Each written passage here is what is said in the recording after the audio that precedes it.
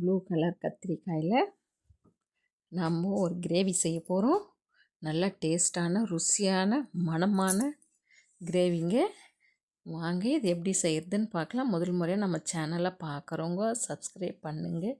கீழே இருக்கிற bell button அழுத்துங்க. அப்போ தாங்க நான் போடுற வீடியோலாம் உங்களுக்கு உடனுக்குடனே வரும். அப்படியே ஒரு லைக் பண்ணுங்கள். வாங்க நம்ம வீடியோக்குள்ளே போகலாம். நம்ம கத்திரிக்காய் கிரேவி செய்ய போகிறோம். அது குட்டி குட்டி கத்திரிக்காய் எடுத்துக்கணும். இதை நம்ம கட் பண்ணி எடுத்துக்கலாம். சட்டி நல்லா காஞ்சிடுச்சு. நம்ம எண்ணெய் ஊற்றிக்கலாம். எண்ணெய் கொஞ்சம் தாராளமாக ஊற்றிங்க.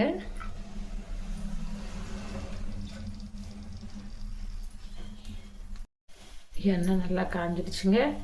நம்ம கத்திரிக்காய் நல்லா கழுவிட்டு கட் பண்ணி வச்சுக்கணும். சுத்தமாக தண்ணி இல்லாத எடுத்து வச்சுருங்க. அதை போட்டுக்கலாம்.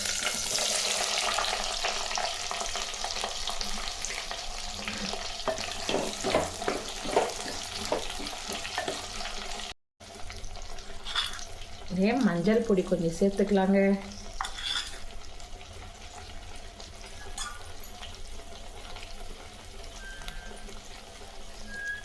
கொஞ்சமாக சால்ட்டு.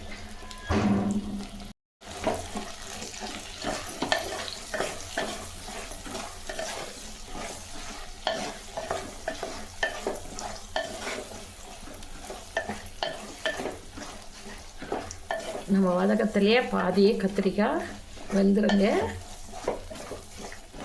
நல்லா தழுவிக்கலாங்க.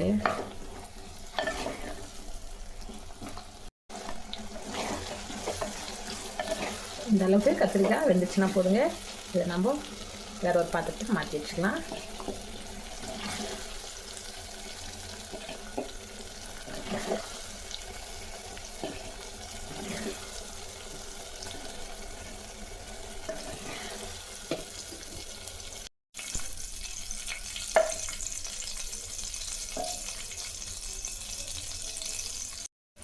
அதே எண்ணெயிலே கடுகு போட்டுக்கலாங்க.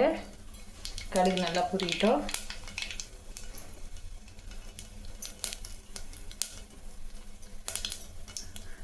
கொஞ்சமாக பூண்டுங்க.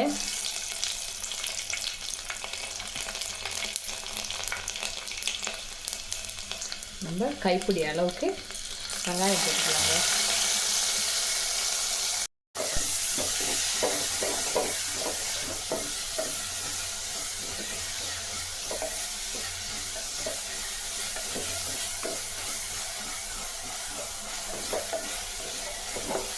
வெங்காயம் வந்து கண்ணாடி பதத்துக்கே வதக்கலாங்க. கொஞ்சமாக கறிவேப்பிலை போட்டுக்கலாம்.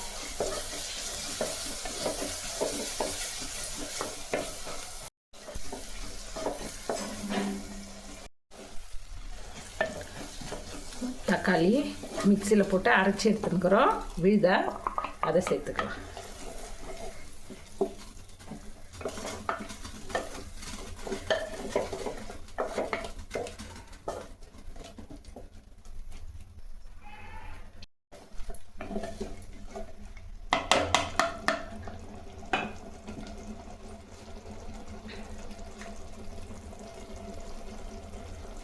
பெருங்காயம் போட்டுக்கலாம்.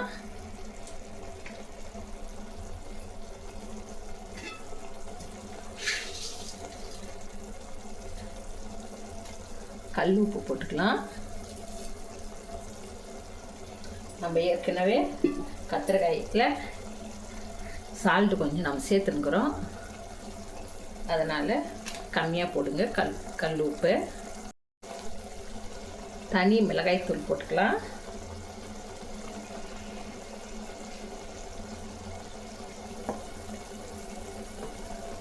குழம்பு மிளகாய் தூளும் போட்டுக்கலாம்.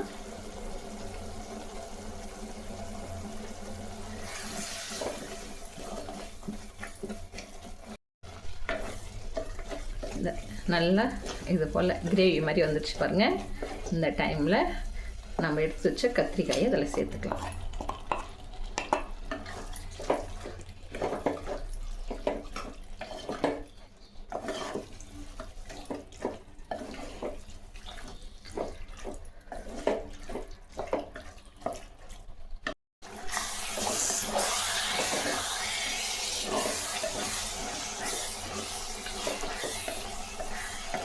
கொஞ்சமாக புளி தண்ணி ஒரு அரை நெல்லிக்காய் சைஸு கரைச்சி வச்சுக்கிறேன்,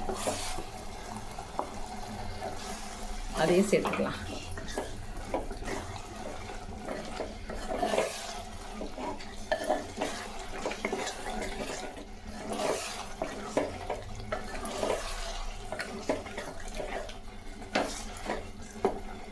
இது போல் செஞ்சு கொடுத்து பாருங்கள். உங்கள் வீட்டில்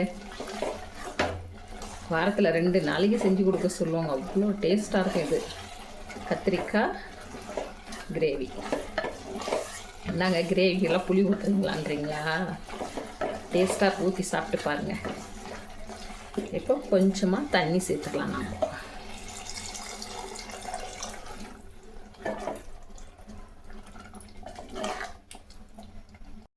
கொஞ்சம் அப்பப்போ தொழி விட்டுங்க. தீ வந்து சிம்மில் வச்சுங்க, நல்லா அடி பிடிக்கும்.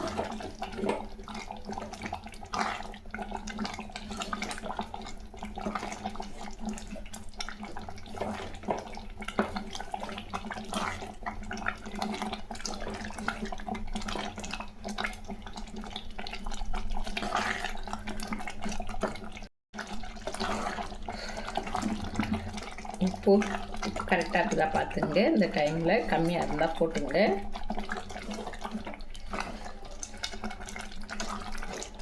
கத்திரிக்காய் கிரேவி ரெடி ஆயிடுச்சுங்க. இன்னும் ஒரு 2 நிமிஷத்தில் இறக்கிடலாம். இது நம்ம இந்த ப்ளூ கத்திரிக்காயை வச்சு இது போல் செஞ்சு பாருங்கள், ரொம்ப நல்லாயிருக்கும். ப்ளூ கத்திரிக்காய்னா யாரும் நிறைய பேர் வாங்க மாட்டாங்க. இது போல் செஞ்சு பாருங்கள், எவ்வளோ நல்லாயிருக்கும். இது இட்லி தோசை கூட அவ்வளோ அருமையாக இருக்குங்க. சாதத்துக்கு அட்டகாசமாக இருக்குங்க.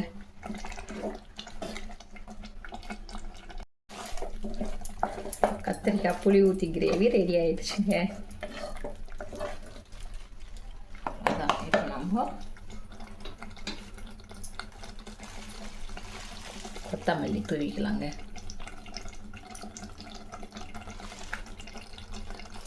சூப்பரான கொத்தமல்லி கிரேவி ரெடி. நம்ம கேஸ் ஆஃப் பண்ணிக்கலாம். இது ஆஃப் பண்ணால் கூட கொஞ்ச நேரத்துக்கு கொச்சின்னு இருக்கும். நீங்கள் ஒரு முறை ட்ரை பண்ணி பாருங்கள், உங்கள் வீட்டில் திரும்ப கேட்குறாங்களா இல்லையான்னுட்டு. கத்திரிக்காய் புளி போட்ட கிரேவி ரெடிங்க. அப்படியே கேட்கும் போதே நாக்கு எச்சில் ஊறுதுங்க. நல்லா சாதம் சுட சுட இருந்து போட்டு சாப்பிட்டோம்னா அவ்வளோ நல்லா இருக்குங்க. நீங்களே ட்ரை பண்ணி பாருங்கள். அப்படியே எப்படி இருந்ததுன்ட்டு எனக்கு கமெண்ட் பண்ணுங்கள். நம்ம சுட சுட சாதம் போய் போட்டு வந்து சாப்பிட்லாங்க. சுட சுட சாதம் போட்டாச்சு.